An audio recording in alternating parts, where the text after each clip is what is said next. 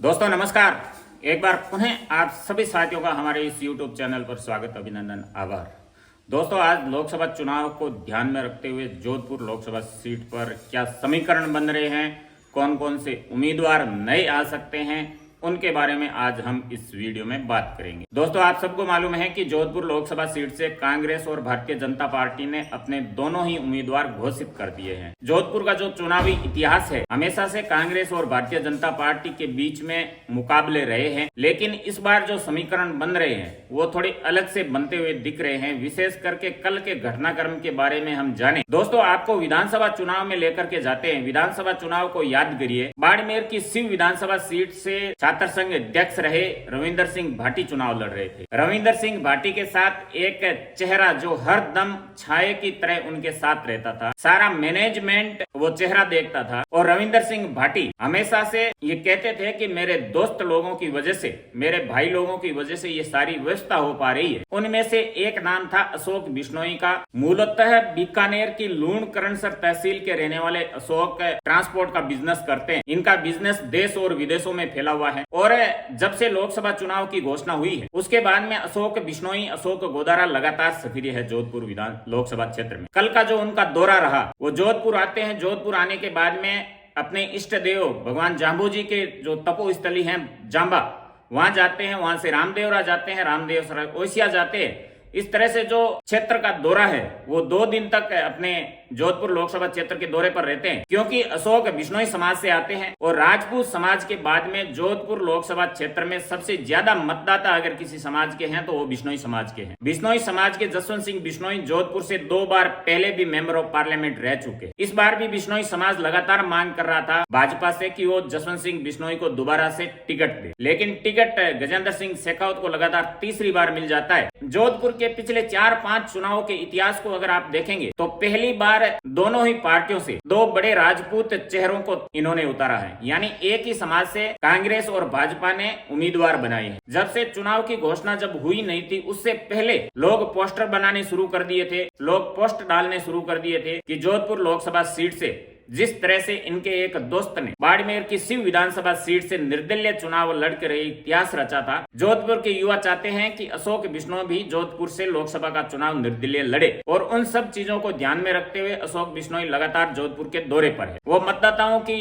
नब्ज टटोल रहे हैं, कार्यकर्ताओं की एक टीम खड़ी कर रहे हैं, क्योंकि किसी पार्टी की सपोर्ट है नहीं। निर्दलीय अगर आप किसी को चुनाव मैदान में उतरते हैं या उतारते हैं तो उसके लिए अलग से आपको कार्यकर्ताओं की टीम खड़ी करनी पड़ती है, क्योंकि पार्टी के सिंबल पर जब कोई उम्मीदवार चुनाव लड़ता है तो उसके लिए पहले से एक बना बनाया बेस तैयार मिलता है, बना बनाया मैदान तैयार मिलता है। लेकिन निर्दलीय प्रत्याशी को सारी चीजें जीरो से शुरू करनी पड़ती हैं। तो इसलिए अशोक बिश्नोई लगातार जोधपुर लोकसभा क्षेत्र के दौरे पर हैं। अब क्या समीकरण बनने हैं, जब तक चुनाव नजदीक आएंगे तब तक स्थितियां और ज्यादा स्पष्ट हो जाएगी। और इसमें मजेदार बात ये निकल करके आने वाली है कि अशोक बिश्नोई अगर जोधपुर से निर्दलीय चुनाव लड़ते हैं तो रविंदर सिंह भाटी को भी आपको ध्यान में रखना होगा, क्योंकि रविंदर सिंह भाटी जोधपुर जय नारायण व्यास विश्वविद्यालय के 56 साल के इतिहास में निर्दलीय छात्र संघ के अध्यक्ष बनकर उन्होंने एक रिकॉर्ड अपने नाम किया था। यानी कि बाड़मेर से ज्यादा जोधपुर में रविंदर सिंह भाटी की फैन फॉलोइंग है,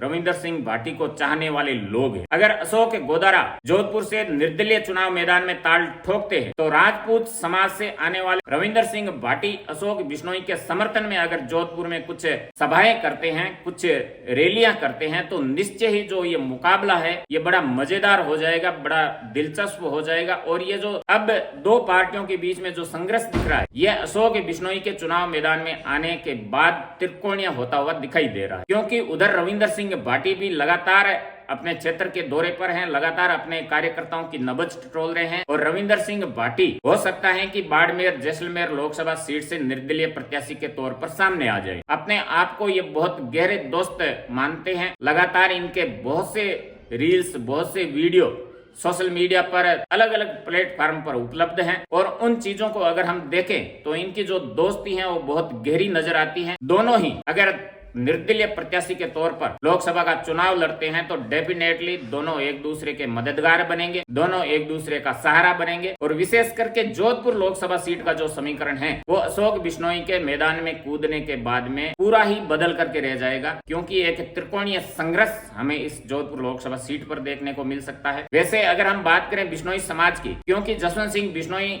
यहाँ से भाजपा के बड़े नेता हैं और 2 बार यहाँ से सांसद रह चुके हैं, जो बिश्नोई समाज का वोट है वो ज्यादातर भाजपा के पक्ष में जाता हुआ दिखाई देता है। दूसरी बात की भारतीय जनता पार्टी के जो जोधपुर के प्रत्याशी हैं, केंद्र में मंत्री हैं गजेंद्र सिंह शेखावत, उनकी बहुत सारी शिकायतें गजेंद्र सिंह शेखावत से है। चाहे केंद्र में आरक्षण को लेकर के कोई बातचीत हो या पेपर लीक मामले को लेकर के गजेंद्र सिंह शेखावत की जो टिप्पणियां इस समाज को लेकर के आई, उन चीजों को लेकर के तमाम चीजें हैं जिनको लेकर के ये समाज गजेंद्र सिंह शेखावत से थोड़ा नाराज चल रहा है। और अगर अशोक बिश्नोई चुनाव मैदान में कूद जाते हैं तो ये समाज निर्दलीय प्रत्याशी के तौर पर अशोक बिश्नोई के पीछे खड़ा हुआ नजर आता है। अब समीकरण क्या बनते हैं, क्योंकि जब आप निर्दलीय प्रत्याशी के तौर पर चुनाव मैदान में कूदते हैं तो बहुत सारा दबाव भी आपके ऊपर आएगा, सामाजिक दबाव आएगा, राजनीतिक दबाव आएगा, क्योंकि कोई भी पार्टी नहीं चाहती है कि उसका जो वोट प्रतिशत है वो डिवाइड हो। जैसे रविंद्र सिंह भाटी ने कई बार कहा है कि तमाम तरह के दबाव आते हैं, लेकिन जब आप डिसाइड कर लेते हो, जब आप तय कर लेते हो तो मैदान में कूदना है, फिर पीछे नहीं देखना चाहिए। क्या रविंद्र सिंह भाटी की तर्ज पर अशोक बिश्नोई जोधपुर का लोकसभा चुनाव लड़ने जा रहे हैं? क्या उसी की तर्ज पर जोधपुर लोकसभा चुनाव में बचीड़ बोलाने जा रहे हैं? ये जो बचीड़ शब्द है ये रविंद्र सिंह भाटी का एक